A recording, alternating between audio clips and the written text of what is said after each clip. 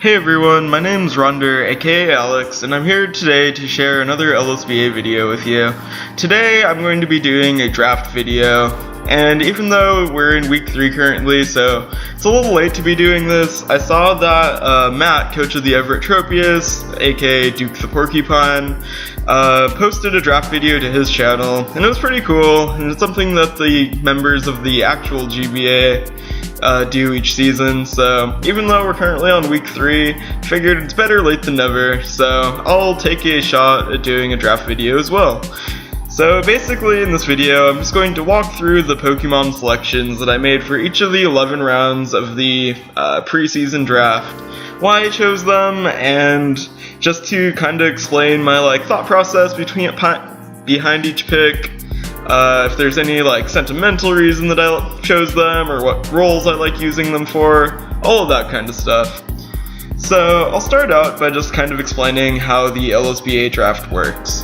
So the LSBA draft is a snake format draft, so all of the players are listed out from 1 to 16, and essentially the draft runs, so player 1 chooses a Pokemon, then player 2 chooses a Pokemon, and so on until you get to player 16. And then instead of going back to player 1 after that, player 16 gets to choose again, and then the order reverses. So it goes player 16, then player 15, 14, and so on until you get back to 1, where player 1 gets to pick 2 Pokemon, and then player 2, player 3, and so on. Basically this just makes it so that the people, no matter where you are in the list, pretty much, you have an equal shot at choosing, early and late. And just because you're at the end of the line doesn't mean that all of the best stuff is going to get taken up. But yeah, so, and then also how the players are listed in this order is partially based on the previous season's playoffs. So player 1 was Sean, the coach of the Tukwila Tentaquils, who won the season last year. Player 2 on the draft was Nick, coach of the Rock'em Sock'em Rotoms, who got 2nd place, and so on all the way to 7th place, which was Sule, coach of the Missing Nose, I believe. And basically, so those players are ordered 1 through 7 like that. It would have been 1 through 8, but one of our playoff players had to drop this year, unfortunately. But yeah, and then for the rest of them, 8 through 16, all of the other players in the league were just randomly assigned a number, so that it was mostly fair. The worst person here, the person with the worst record from last year, doesn't necessarily get thrown at the end.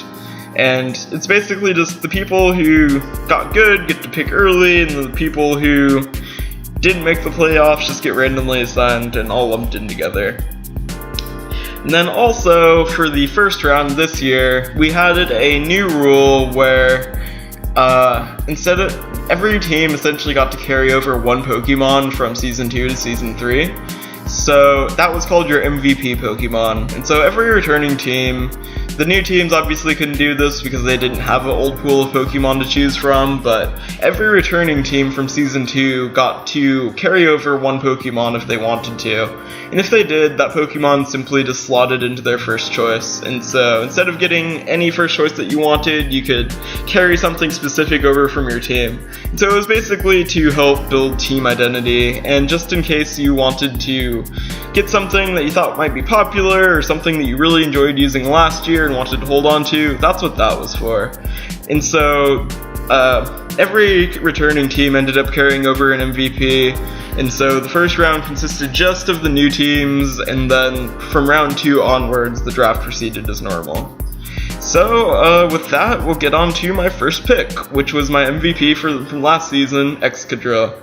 So, funny story about Excadrill is he wasn't initially going to be my MVP. I actually was feeling Volcarona more. I wanted to carry Volcarona as my MVP because by the end of the season last year, I was really getting into the swing of using Volcarona. I started seeing all of its potential, and it was just being really fun and performing really well each fight. But the thing about Volcarona is that since it's a Pokemon that is quad weak to Stealth Rocks, it's a Pokemon that you really need to make sure that you have proper hazard removal support for to work well. And like, if you don't have that support, then playing with Volcarona becomes super dangerous. That's why last year as well, I ended up drafting Excadrill in the second round, before I drafted Volcarona in the third round, because to me it was more important to secure the hazard removal before getting the thing that appreciated it. Just so you have the proper team support, especially since hazard removal is important for a lot of Pokemon.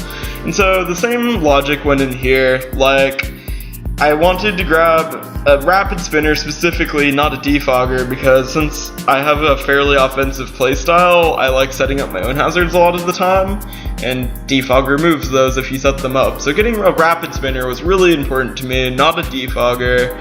And the other thing was just that, like, since in the Draft League format, there's literally a limited number of, like, good or even okay Rapid Spinners, like, they go pretty quickly.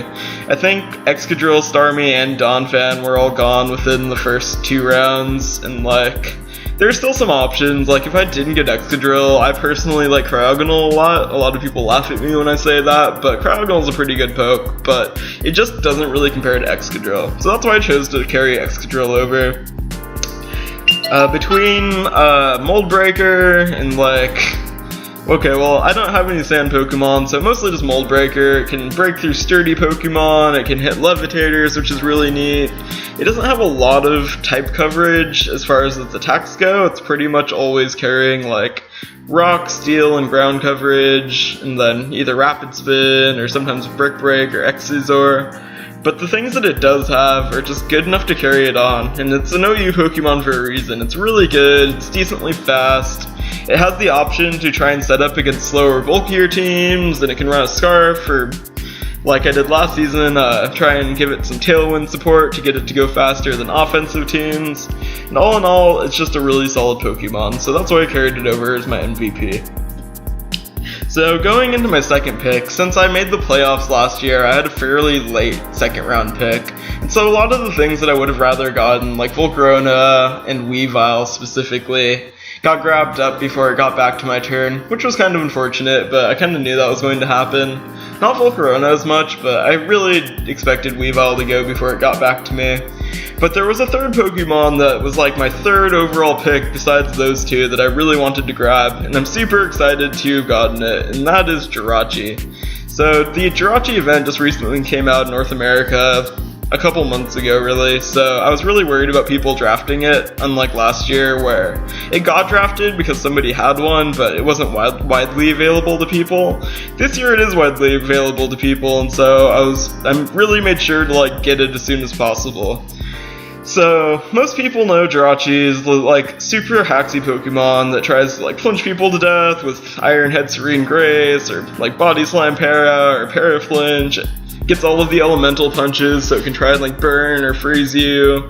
And it's just, like, really haxy, and it's pretty fast, and it's, like, base 100 across the board, so it's, like, a really solid Pokemon.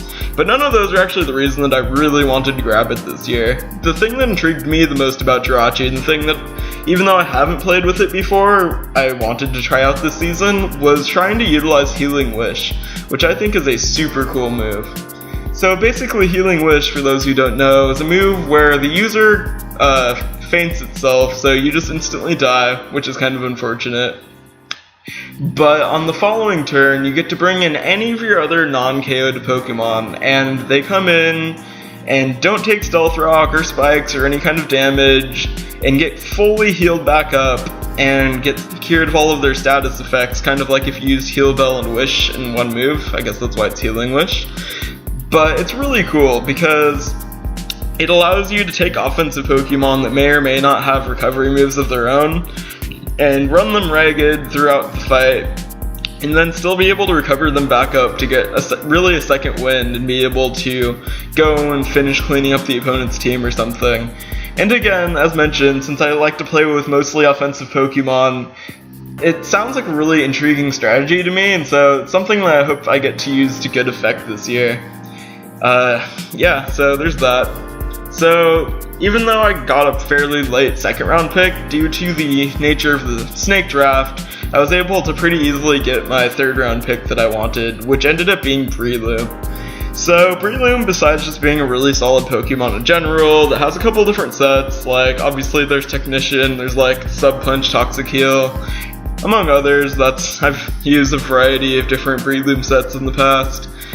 But Breloom also used to be one of my like very favorite Pokemon for a very long time. From like as soon as 3rd Gen came out back in 2003, which was 3rd grade for me, all the way up until I started competitive in like 2011, where I started, well, not even then.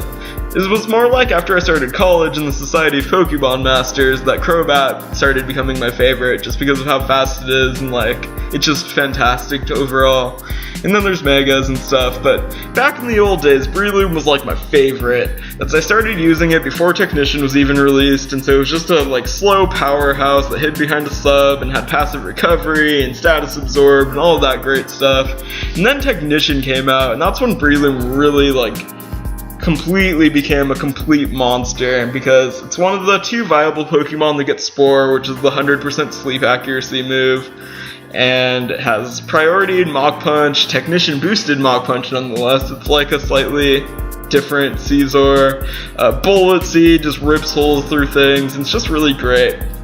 You can boost with Sword Stance, and everybody who knows me knows how much I love boosting, and like, I don't know, it gets Rock Tomb and some other moves, and like I said, that's only if you're using like the Technician set. If you decide to use the like Toxic Heal set, all sorts of other options open up too.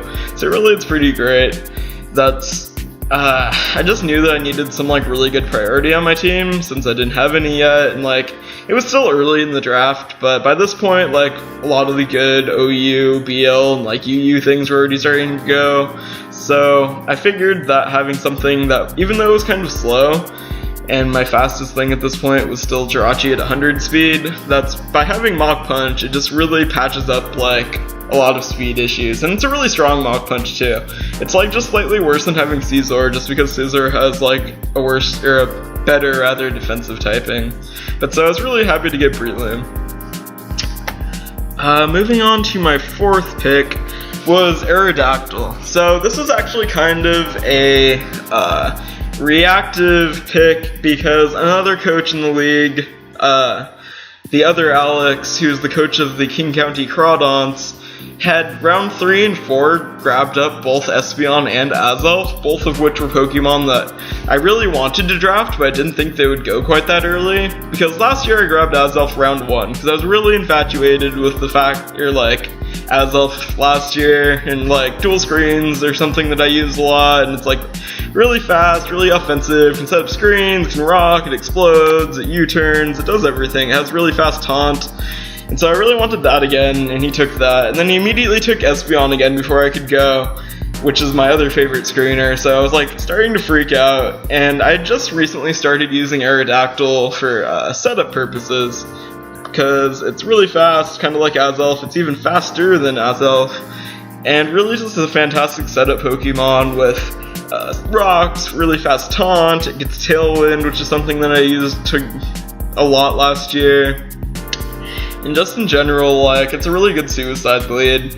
But the other thing is that it's also really fast. It's 130 speed, which is one of the faster Pokemon in the game. And like, because the rest of my team was relatively slow, I figured it would be good to pick up something that was fast too. And while at the time I wasn't necessarily thinking of using it that offensively, it's like good to have a fast option, because I wasn't sure if I was going to draft Crobat or Frostlass again this year, and so Aerodactyl is as fast and faster as both of them, and also stronger than both of them, so it's just a really solid Pokemon. Okay, so again, after Aerodactyl, I got another pick really soon, and so I decided just to hop into UU at this point, because my first 3 picks were all OU, and then Aerodactyl was like a desperation pick after Espeon and Azelf got picked up, and by this point most of the good OU Pokemon that I liked were like getting selected up, that weren't Mega of course, because our Mega round is the last round where everybody picks a Mega. But so a Pokemon that I really wanted to use this year was Roserade, and so I decided to just grab that up, in lieu of something like Manaphy, which I borderline should have grabbed, or something else, but nah, I was like, nah man, I want Roserade, because it's really fat, or not fast. It's really strong, it has good special bulk. It's decently fast, it's not the fastest thing at base 90, but it's like fast enough to work. And like it just hits so hard. It's another Pokemon that I've been using a lot on Simulator recently, in conjunction with like, I mean, if you get a Tailwind behind it, you can throw Life Orb on too and like go fast and murder things, or like also just the offensive like spiking set is really good too. I had rocks covered between like Excadrill, Jirachi, and Aerodactyl, but with Roserade you gain the option to set up spikes or toxic spikes if you want, which is pretty neat. And there's a few other surprises that I don't really want to give away at this point, because I'm hoping to still be able to use them with Roserade later on in the season, but I just think the Roserade has a lot of potential in general. And also, like, up until this point, Jirachi can function as a special attacker, but I typically run mine physical, and so it was really good to also pick up a special attacker at this point, which is another reason that I selected Roserade at this point in the draft. So next up was Cloister, and Cloister was a pick both because of just like, I need my token Ice type. Ice type is my favorite type in Pokemon, and so like, if I don't have an Ice type on my team, it doesn't feel right a lot of the time.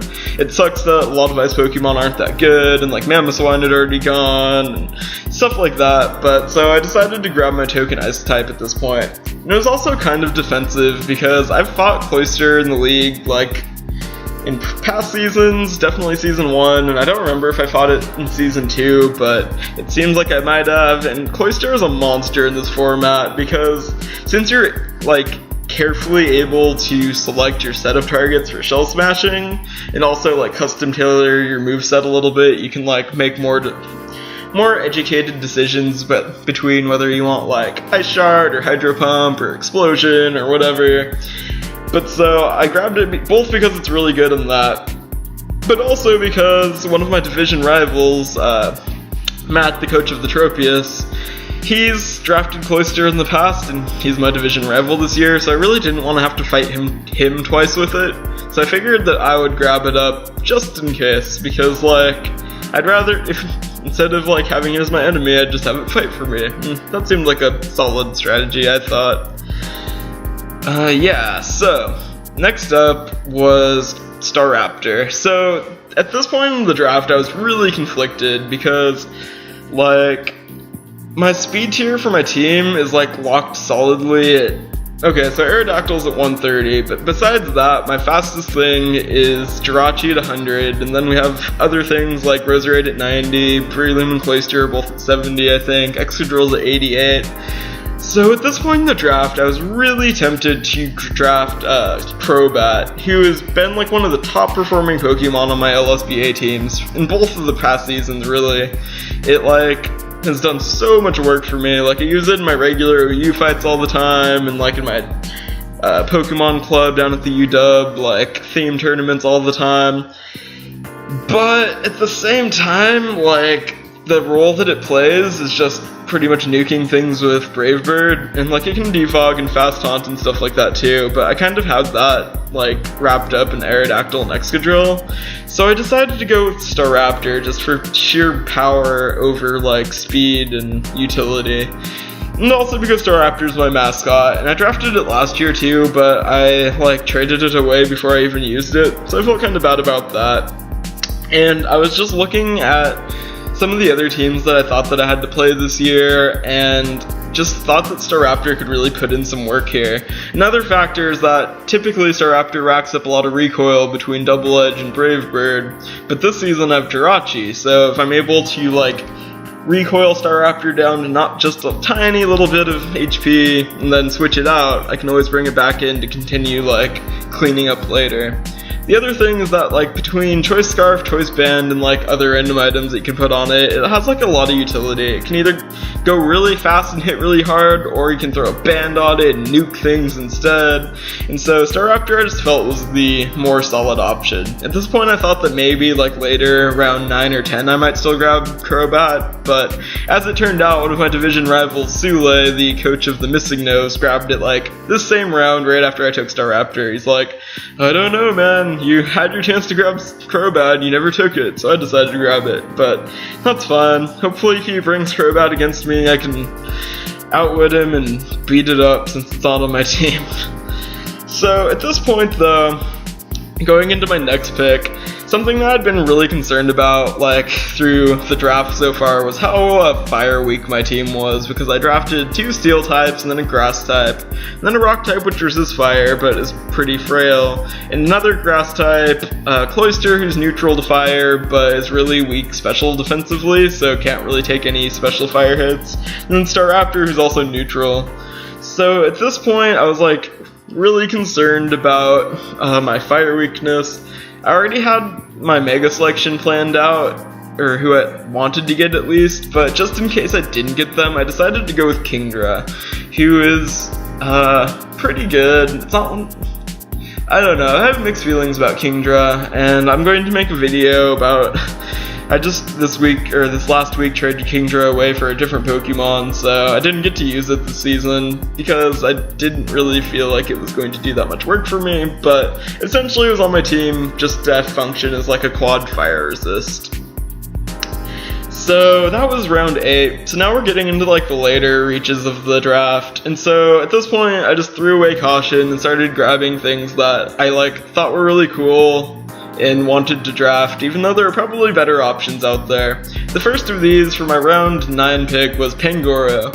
So Pangoro is a Pokemon I've never actually used before, but I love its design. I think it's really cool looking. It has like a bunch of great abilities, and it's just a cool Pokemon in general, so like, I decided to grab it. The other thing is that it's always going to be named Dylan this season because Dylan, the coach of the Detroit Dawn fans, like his nickname through like middle and high school was Panda, and he's like, it's just fun to name pandas Dylan, essentially, and so now I can send Dylan into battle and be like, Dylan, if you die or don't give me a lot of kills, it's your fault. And he's like, oh, don't blame me. And it's like, I'm blaming you. But anyways, Pangoro is like really slow, but it's so strong, like, the recommended like adamant choice band set that they give you on Smogon just like runs through everything. You can OHKO so many things, and like it has really good coverage. It gets the punches and Iron Fist, and it gets knockoff, which hits really hard because it's stab and adamant and choice band, and it gets gunk shot, and it's just really like a monster for Pokemon. Its 2 like weaknesses are that it's really slow, base 58 is like garbage speed. Neither of its defenses are really that great, so it can't really take a hit very well, and it's also quad weak to Fairy, which kind of sucks. But I'm hoping to be able to get Pangoro to do some work this season. I'll give it a chance for a little while, and if I can't get it to do anything, I'll probably unfortunately let it go. But we'll see, I have hope. And then finally, one of my favorite picks of the draft actually, going into round 10, is Vivian. So, one of the coaches who had to drop out this year due to being too busy over the summer, Jacob, coach of the Port Angeles Teddy Ursas, drafted Butterfree last year, which was the first for the league. But anybody who knows Jacob knows that he loves using Butterfree all the time, both in like NU and his OU teams. And he actually has like gotten it to the point where it does a lot of work for him. I mean, a lot of the times he'll use it as like a lead, and he'll like sleep powder things, and then Tailwind, and carry like Bug Buzz and Energy Ball sometimes to try and like kill things, and it like did a lot of work last year considering it's a Butterfree. I mean, its final player stats were 6 and 5, so it killed more things than killed it, and like ultimately did pretty good. But the thing that I always give Jacob crap about is that Vivian, as soon as 6th gen came out, I really liked both Vivian's design, but also the fact that it's pretty much just a better Butterfree. We call it Betterfree jokingly, because it has the same ability and all of the same base moveset as Butterfree. Like, it gets the Sleep Powder, it gets the Tailwind, but it's faster, stronger, and has Hurricane, essentially. Like, both of them can Quiver Dance, but Butterfree doesn't have that beautiful flying stab, and so I always tell him that it's Butterfree. But he won't believe me, because Butterfree has, like, slightly more defensive stats, I guess, but it still can't take a hit, so there's that. But so I drafted Vivian this season with the intentions of proving to Jacob that it is Butterfree. And so I'm hoping that Vivian will wind up with a stat count that's at least more kills than 6. So that's our goal for the season. Kind of lofty, like that's a lot of kills, but We're at week 3 currently. It's already at 3-2, so it's halfway there. Vivian's a monster. Watch out. And then lastly, the Mega Round. So the Mega Round is always randomly determined. So I swear, like, I was really lucky to randomly get selected to be the first Mega Round pick. So I was able to automatically just choose Mega Charizard X. Which is really fun because Charizard X is the Mega that I chose the first season, which was before Oras was out, so there were less Megas, and Charizard X is just like my favorite Mega overall, I think. It's just such a monster, and I love it so much. And like last year I drafted Mega Gallade, and I felt like it did a lot of work for me, but I wasn't able to set up with it properly a lot of the time. I didn't get Swords Dance up a lot of the time, and so I packed weaker moves like Psycho Cut and Drain Punch instead of Zen Headbutt and Close Combat, and as a result it like missed a lot of kills that Crobat had to come back in like late afterwards and clean up. Crobat and like Scarf Excadrill, and so I decided just to go back to my original jam because since I have the spinning support for Excadrill, I felt comfortable drafting more rock weak things like Vivian and Charizard, and like after Charizard Megas, it only takes a quarter damage from Stealth Rocks anyways, and it's another Pokemon that has like a lot of recoil damage and Flare Blitz, and so it's another thing that Jirachi can potentially come back in and support with Healing Wish later on in a match. So I really just like the synergy that Charizard X had with the rest of my team. It was another like much needed fire resist I felt, and like it felt really weird not having a Dragon Dance Pokemon. Like I had intended on drafting for Alligator, but that got sniped up from under me, and like I'd intended on drafting Haxorus, and that got taken, and there's lots of other things. So in addition to Vivian with Quiver Dance, I wanted one more speed booster. And so yeah, this video's dragged on a little longer than I expected it to, but that's really the thought process behind my draft. As you can see, it's extremely offensive, and while it sucks that Aerodactyl ended up being the only thing above base 100 speed on my draft, because I have Mega Charizard X, which is 100, I have Staraptor, which is 100, I have Jirachi, which is 100, and those are my 3 next fastest things. So that kind of sucked, but I figured like sometimes I can just run Scarf something, sometimes I can throw up Tailwind. Surely some of my opponents will have slow, bulky teams that it won't matter against, and so there's just a lot of potential here. And like really, I can solidly say that like pretty much all of these Pokemon I like a lot, regardless of how much I actually use them or how much experience I have with them. They're all things that I've wanted to use before and like have some experience with and think that they're pretty cool, and so like I was really excited upon completing this draft. Like no matter how my season turns out, I feel like I'm going to have a lot of fun with this team, which in the end is what really matters, I suppose. Like I know that's kind of cheesy and cliche, but that's how I truly feel. Okay, well this video drug on, so I'm going to go ahead and end it now. Thanks for watching, and I hope that you'll check out my week 2, week 3, and trade video, which will all be coming up soon within the next couple days. Thanks!